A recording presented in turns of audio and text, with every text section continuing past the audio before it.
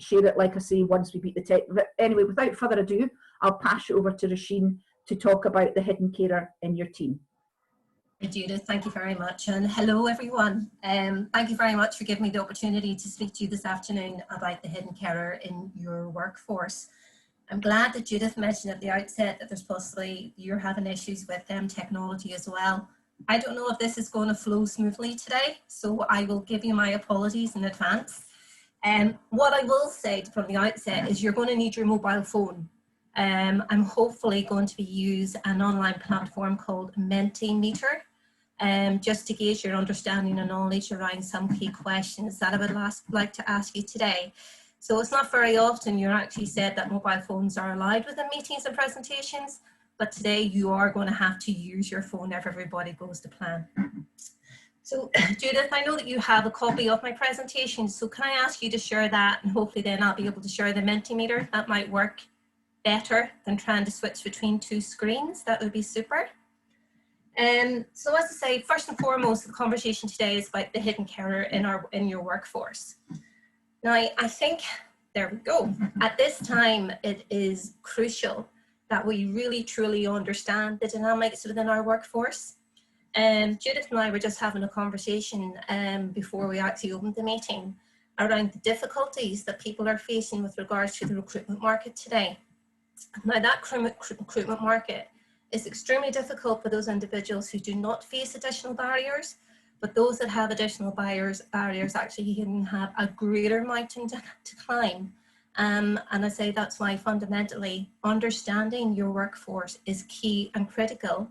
Being able to hold on to them, embrace that skills and knowledge and understanding that they have about your organization, as I say, is a real benefactor at this moment in time.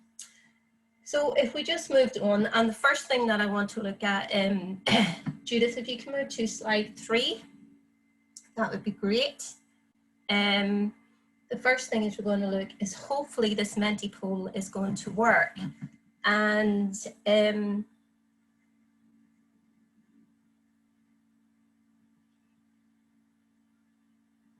that's slide 4. Sorry. There we go. Yes, so it's a Menti poll that we're going to look at. And as I say, you will need your mobile phone and you will need to log on to the website mentimeter.com. And hopefully I'll be able to share my screen, and the code that you'll need to enter to actually take part in the poll is 1293327. So what I'm trying to understand here is what your understanding is at this moment in time around who is an unpaid carer. This will stop other screens sharing. Do you want to continue? Yeah. Okay. So this is first and foremost, this is our first question to you. So it's first one of one. And what I'm going to do is, hold on. I don't actually like these graphics that are coming on screen at this time.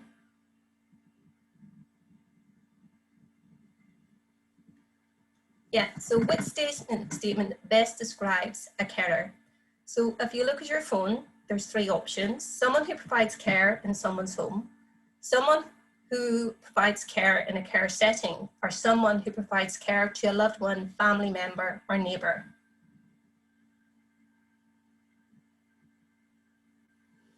Okay, so far we have 4 people that have actually responded to the poll, and thankfully those that have responded are correct.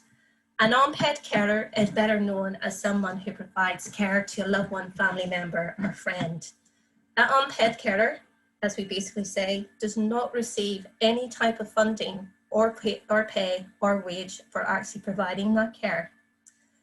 So at this moment in time, there is 1 in 7 Scots who are actually unpaid carers. Now, what we have found out since the pandemic, before the pandemic, there were 725,000 unpaid carers within Scotland. The pandemic has created over 350,000 new carers. Now, you may ask why. Well, fundamentally, because statutory services were removed. So daycare services, traditional respite services, sitting services were no longer available. So therefore, the responsibility of providing that care that might have ultimately provided by the statutory services were the responsibility of the family. So as you can see, 1 in 7 is quite a high proportion of our population who have that caring responsibility. Now you might say, okay, so how do you become a non-pet carer? We're going to actually look at that later on. But fundamentally, it can happen overnight. Your world can change. Now, if you put that into context into work, that actually can have quite an impact on your working role. And the next slide that we're going to look at, actually, we're going to look at the impact of what it is to be a non-pet carer and the impact that actually has on the workforce. So if we come back to the presentation, please, Judith.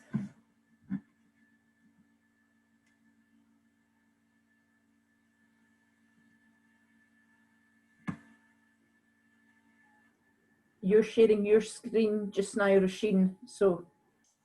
Okay, so this is where the main minute says that I'll stop share. There you go. I've stopped sharing my screen, so you'll be able to put it up now, Judith.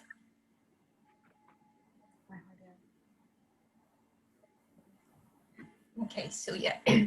So is that where you want to be? Yes, thank you. So we're going to look at the potential impact of hidden carers on your business. As I said earlier, we're all in a turbulent time with the pandemic, and actually having a good skilled workforce is something that we all can't take for granted. So when we actually look at how having hidden carers in our workforce and no, it's just a CIPD, Highlands and Islands.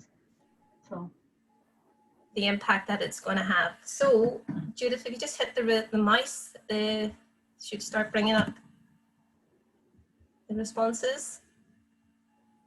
So here are some of the key ways that carers can impact on your workforce. What you might notice is that you have an increased staff turnover. All of a sudden, somebody who has been very settled in their role, has provided many years of service, all of a sudden decides to leave. They can no longer stay within the workforce, but the reason they give is not really true or accurate. You might notice that some of your team have higher episodes of sick leave. And again, it might be every day or not every day, it might be one day every few weeks. It could be for, say, for a morning, but they come in the afternoon. But again, the reasons for their sick leave mightn't really be tying up. There's something missing. There's something that makes you a bit unsure of the reasons they're giving. Loss of skills and knowledge. You could find somebody fundamentally used to be really interested in developing their new skill set, really keen in increasing their knowledge. But when it comes to terms of opportunities for training and development, the will isn't there anymore. And then if you have hidden carers who leave your organization, you've got gaps in provision, service and production. Now, if you're losing somebody that has a wealth of skills, knowledge and understanding, then you have a massive cost in terms of recruitment. You know, so how do you actually fill that gap of somebody that's been with you long term? And what is that cost? I mean, within our own organization, not through a caring role, but for other reasons, we're trying to fill a vacancy. We've been trying to fill this vacancy now for the last 4 or 5 months. We're using recruitment agencies, we're using online platforms, we're using charity-linked recruitment pages, and it's proven difficult. So, as I say, it's not an easy exercise at this time. And then if you're losing staff and you're putting extra pressure onto your existing workforce, then there's potentially going to be low morale in your team. And there's also going to be extra work and the skills gaps are going to be there. So as I said earlier, 1 in 7 Scots are unpaid carers. But how many people take on a caring role every day in Scotland? So this is the second Menti poll. And I'm just going to share my screen.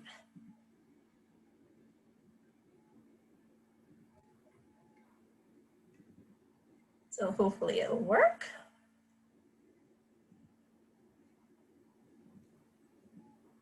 Okay.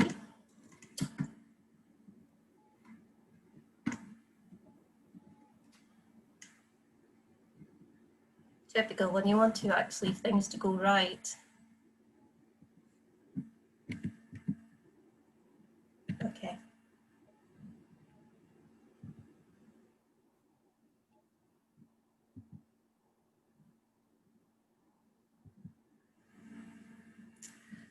He is not that one.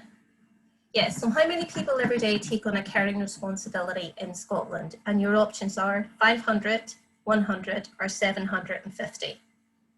So again, just come back onto the Menti website and using the code. How many people every day do you think take on that caring responsibility?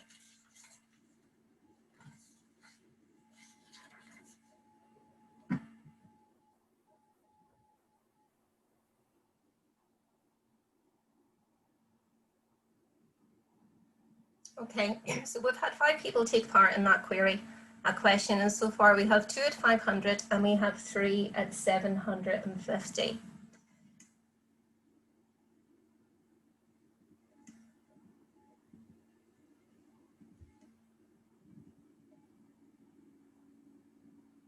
Probably see me fiddling about with this, trying to get back to my screen. Okay, you'd be pleased to hear, or not pleased to hear, you might be a bit surprised that 500 people a day take on a caring responsibility in Scotland, which equates to 178,000 people per year take on a caring role.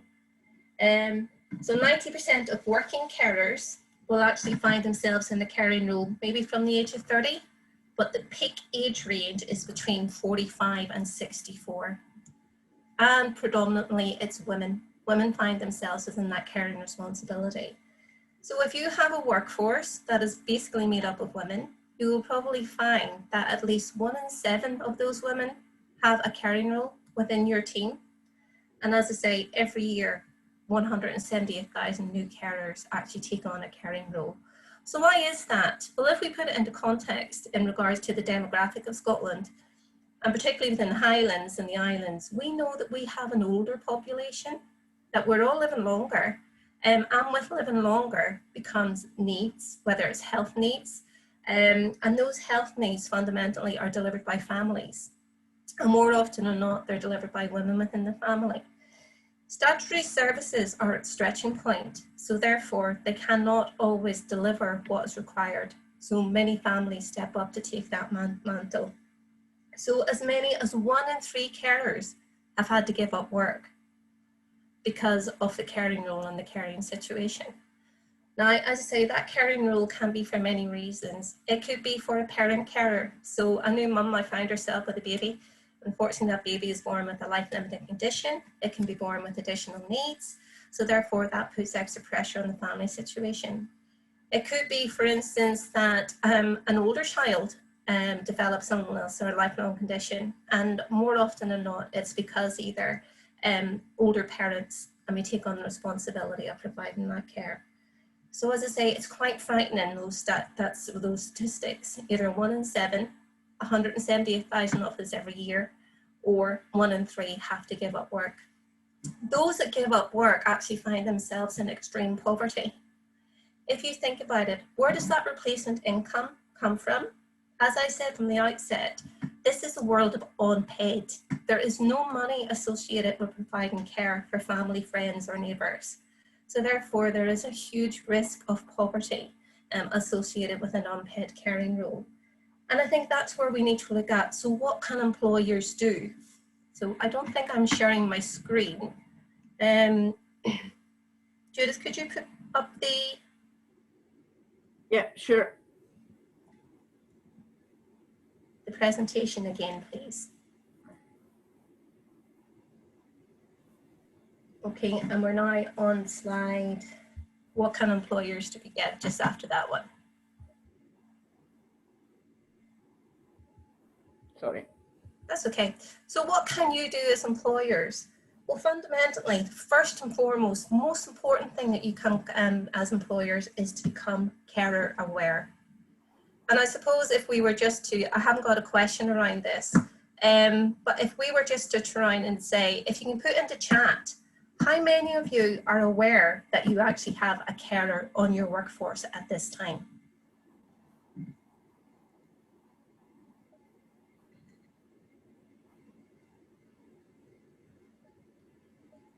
So from the audience today, how many actually have carers within your workforce that you are aware of? Okay. Quite interesting. So we actually have a mix of yes, and we also have a few individuals who says that they are not aware. And I suppose fundamentally this is probably why I'm here today, to actually make you aware that there will be individuals within your workforce that actually have this caring role. And the most important things you need to do is to actually make yourself aware. So how do you do it? How do you actually do it in a manner that is confidential? That actually makes people feel very, very comfortable and be able to open up to you as whether you're their line manager, whether you're responsible for HR. One of the ways that we've done it internally is through our support and supervision. Within our support and supervision, we basically have inserted a statement about asking the person that we're supporting, is there any change in their circumstances that we need to be aware of? That then opens the door for a very open and honest conversation, particularly if the person feels comfortable with you. And if that person feels comfortable with you, then hopefully that conversation will flow. I think fundamentally that if you work for a large organisation, there is a responsibility for line managers to be more aware of what it is to be a carer. We as an organisation have went into large organisations and actually delivered sessions for line managers and to actually make them more carer aware, to be able to actually identify the warning signs that somebody potentially has a caring role. So as I say, line managers have a really key remit to play here in ensuring that they're supporting the workforce, particularly those with a hidden caring role. And I suppose this just all ties in with your awareness. If you're more aware of what an unpaid carer is, then you're going to be able to support your team better. So as I say, it is key that awareness is actually increased within your organisation. So as I say, identify ways that you can actually make individuals feel comfortable by sharing something that is extremely personal. There's been many carers within the workforce who actually shared that they feel extremely lonely. So having a caring role can make them feel really lonely because, again, if it's not something that's openly discussed within the workforce, they might think that they are the only one that has that added responsibility. So how do they want to actually open up and share that with you and also share it with colleagues who may be able to support them?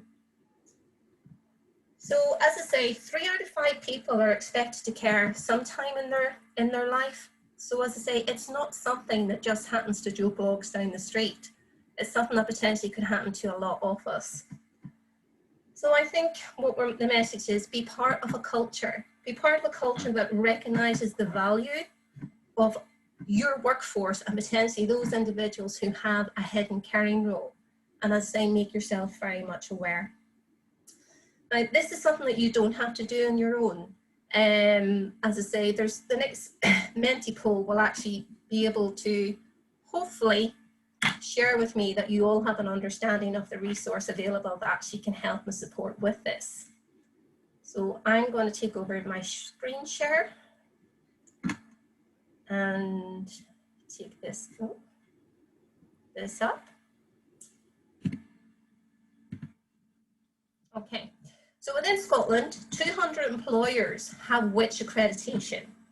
So we're looking at the Real Living Wage, the Volunteer Friendly Award, IIP accreditation, or Carer Positive. So which one of those standards relate to 200 employers in Scotland?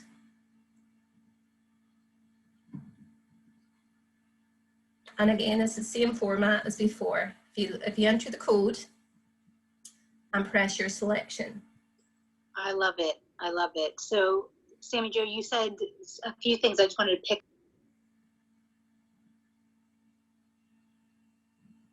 Okay, so we've had 3 answer that so far.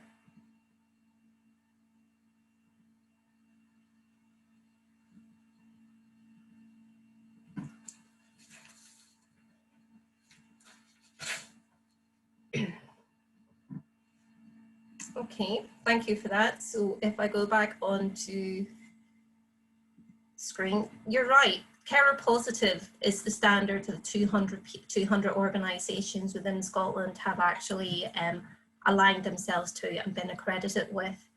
Now, of that 200,000, that equates to 444,000 employees are actually employed by those 200 organisations that have aligned themselves with the carer positive. Now, the carer positive, I wonder if you can just put it in the chat. How many of you are already carer positive accredited?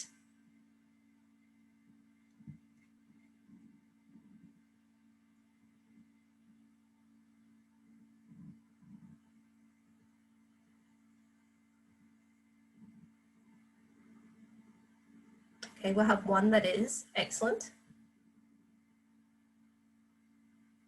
2.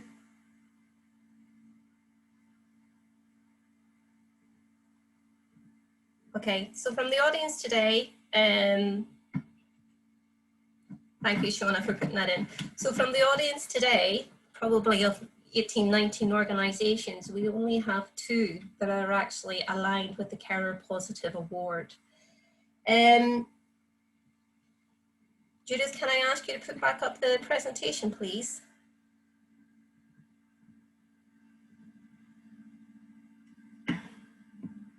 Okay, and it's slide number 8. Okay, so this is basically who and what is Carer Positive. Carer Positive is an initiative that is aligned with the Scottish Government.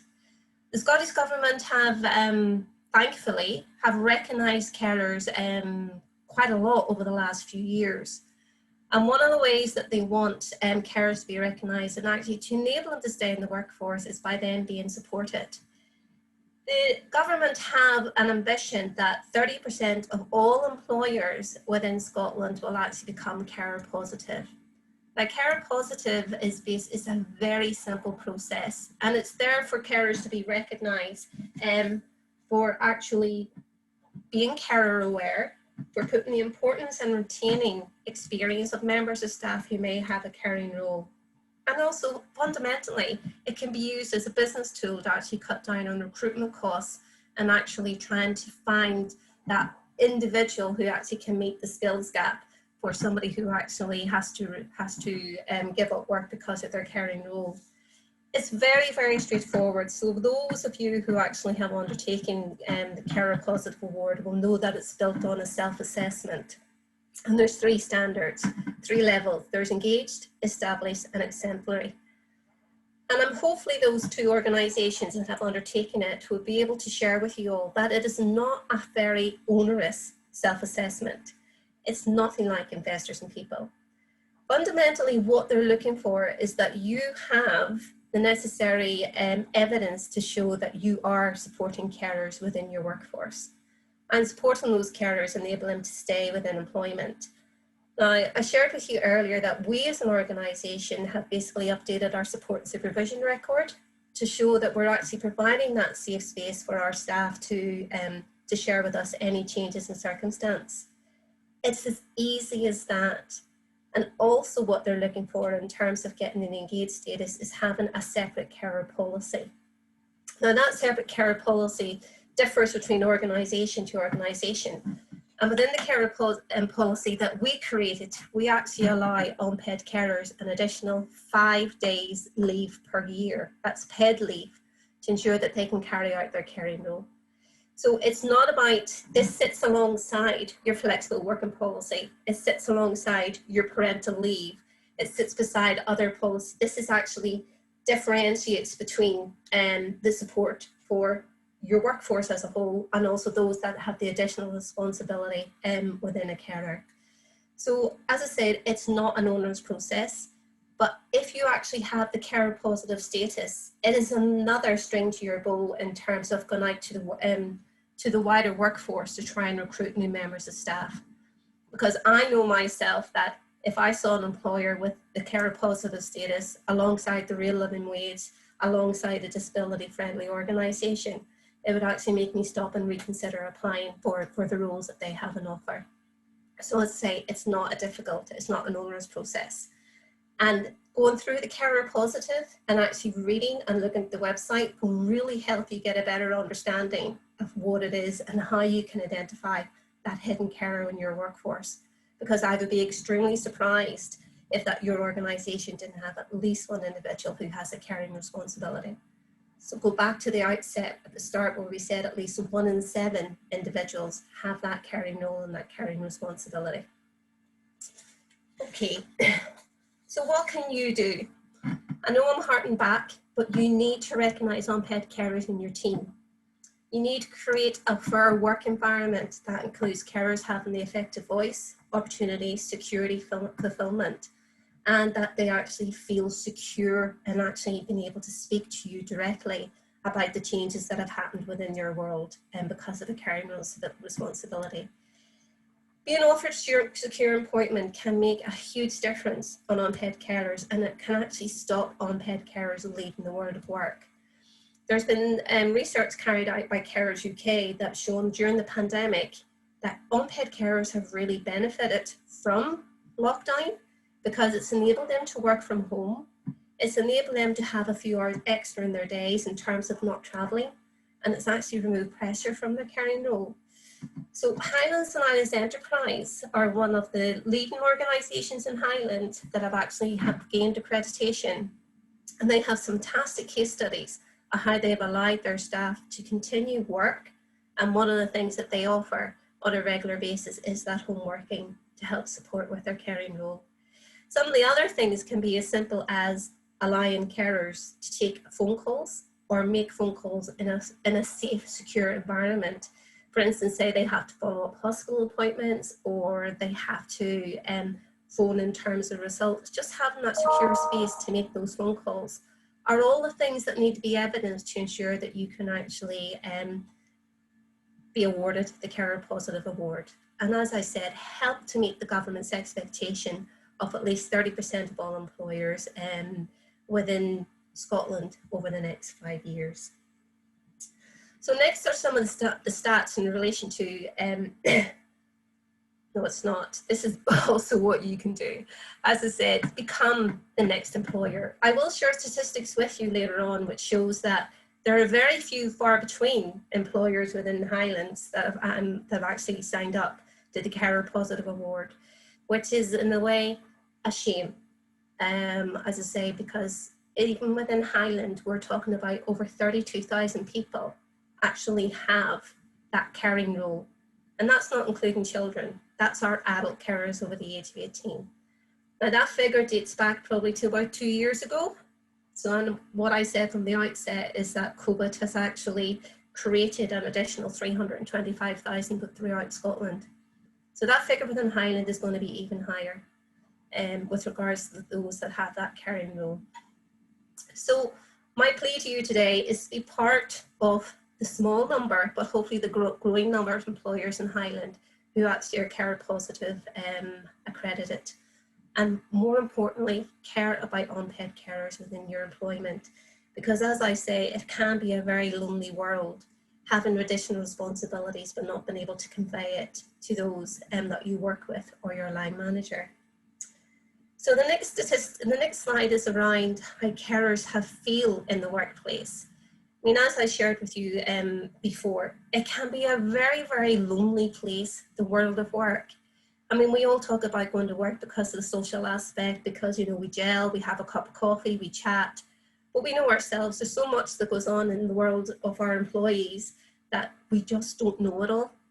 And as I say, if you have a caring role, then that's something else that potentially we might just not know about. So I think it's quite startling that 71% of carers within the workplace have said that they feel lonely or isolated because of their caring responsibility. And that 4 out of 10 felt that they couldn't tell their colleagues and managers because they didn't understand. They didn't understand what it is to be a carer and the impact that actually has on their life and also their responsibilities at work. And if you look at it there, 32% of those with the caring responsibilities are sometimes working full-time, but also providing at least 50 hours of care a week. That's what? A full-time job and more on top of what you're doing in your daily work. So can you imagine the exhaustion and the fatigue that these individuals feel? And 23% of carers receive no support at all from their employers. So it's not surprising that the top priority for the workplace is about improving support, having that consistent approach to raising awareness of caring issues, and about being more flexible when it comes to special leave. And as I say, that's where the carers leave policy comes into its own. Because if you have somebody who is providing care for an individual who has a lot of hospital appointments or consultations, actually being able to use that carer's leave is peace of mind. And it actually provides a really open and transparent way of supporting an individual with a caring role. So I think when we actually are all going through a really tough time, and we know the importance of being connected and being able to have open and honest conversations, even reducing that, I suppose, lonely and isolation within the workplace would be key to ensuring that an unpaid carer can actually remain in employment longer. So as I said, sorry, Judith, if we can move on, that would be good.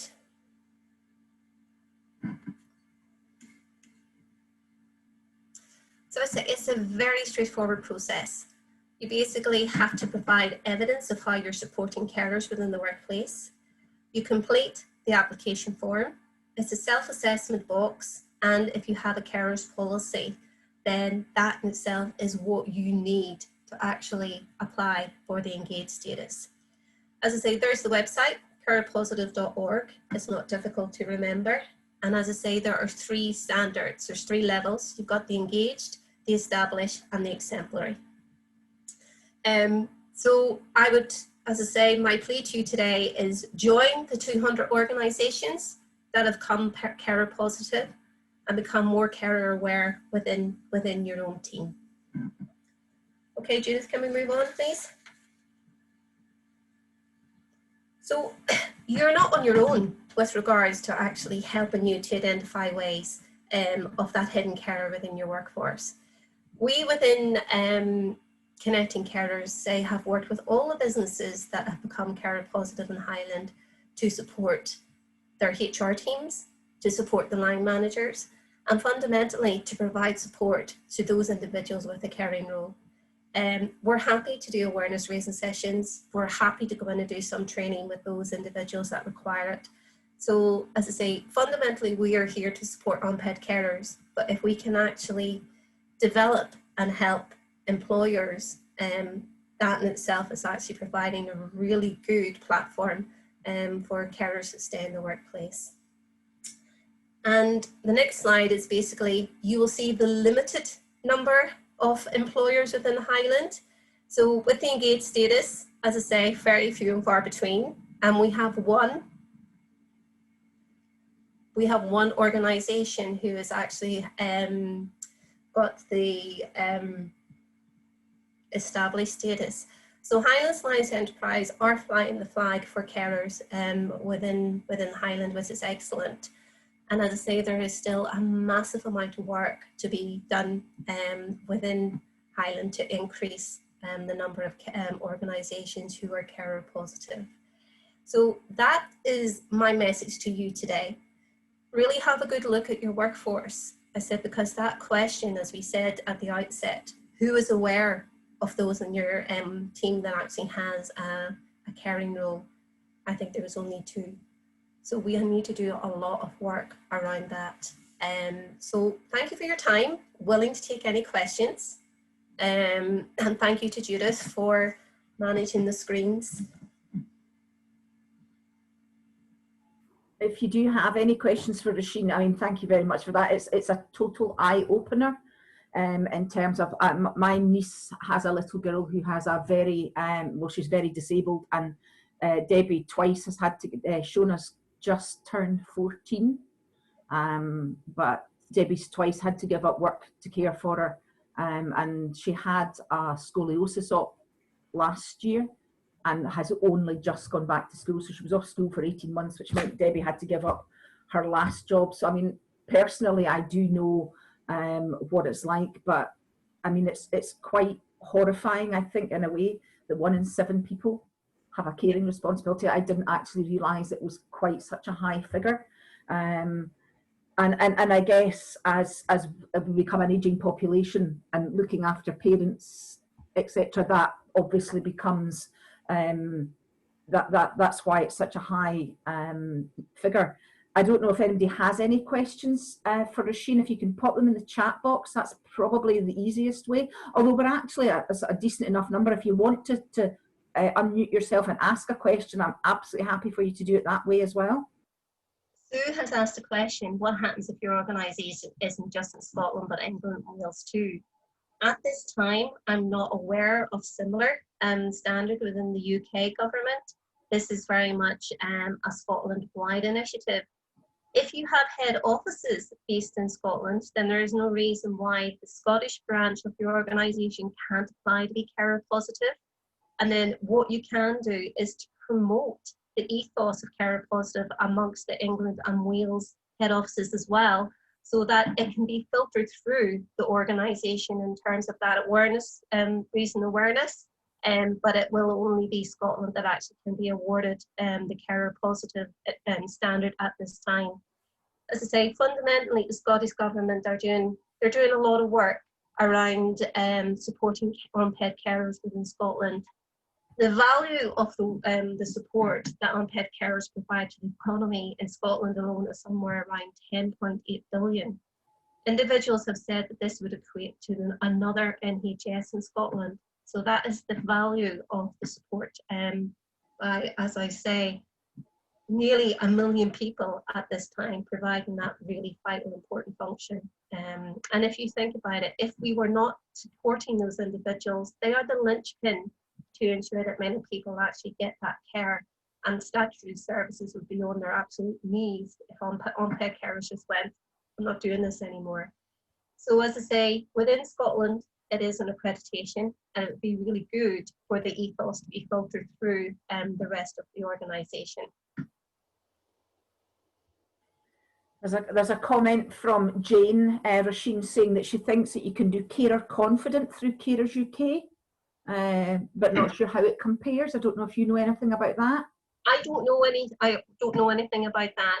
Carers UK possibly, because Carers UK, the Scottish arm is Carers Scotland, and that Carers Scotland is potential, as I say, that's the Scottish arm of Carers UK.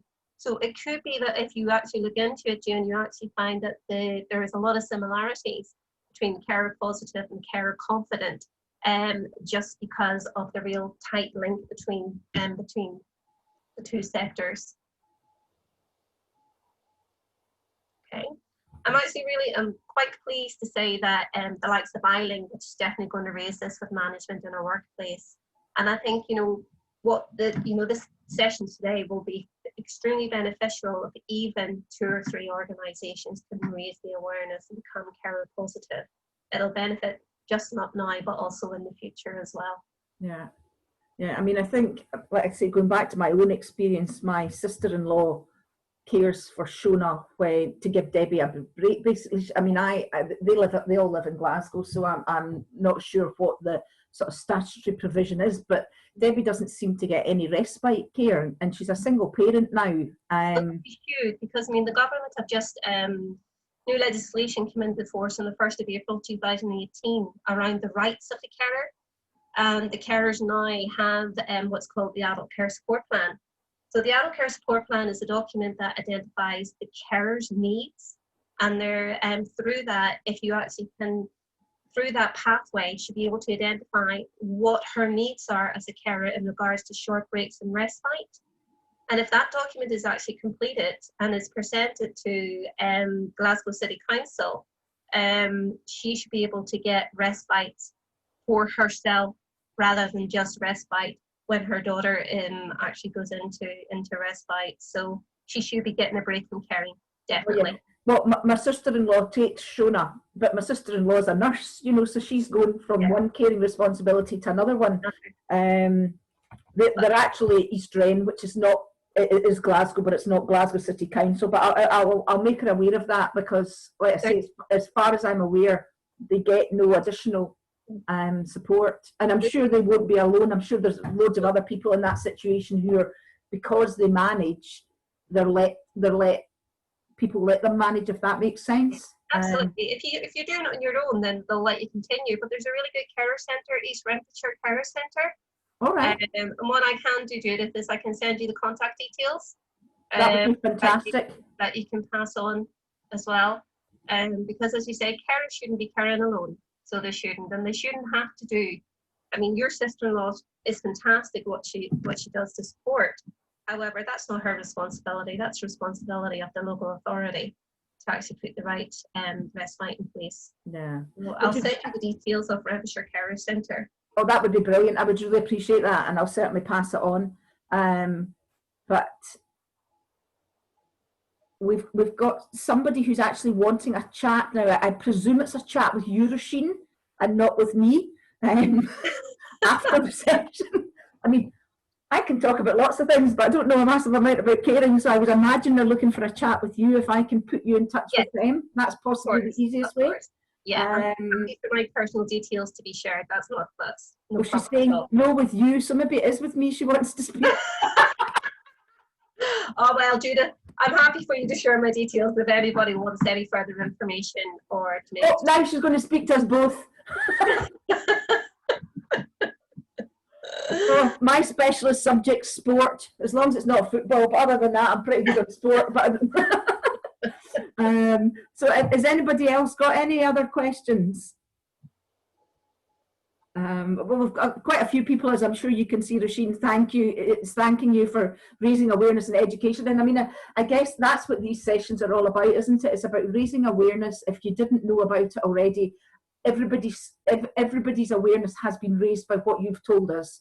And I guess it's going back and thinking about, in your organisation, if you've got more than 7 staff, statistically, somebody's going to be a carer. Yeah. Basically, that's how to look at it. And if nothing else, it makes you aware of that. And again, you're saying, you know, what you said in one of your early on slides about patterns of absence or changes in people's behaviour. And I guess it's thinking about that in terms, from an HR perspective, thinking about it in terms of, well, if this person every so often is taking a day off for it, or you know, a day sick, and that's out with their normal character, or if they're not engaging with training opportunities, you know, in the way that they would, then that raises a flag to you to have a conversation and ask them, is there anything you can do to support them?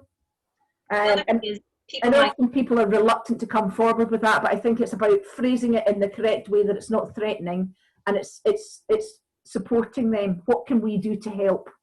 Yeah. I mean, the other thing you might find is that people are starting to ask for unpaid leave, because maybe their holiday leave entitlement has been used, but yet they still need that time. So the next thing they ask for is unpaid leave. So yeah, so there may be a pattern to their behaviour, and it's actually being aware of changes. Yeah, and as you said, having that conversation with them. Yeah. Cool. Excellent. Well, I don't see any other questions coming in. Absolutely fine. I'm now going to prepare for interviews.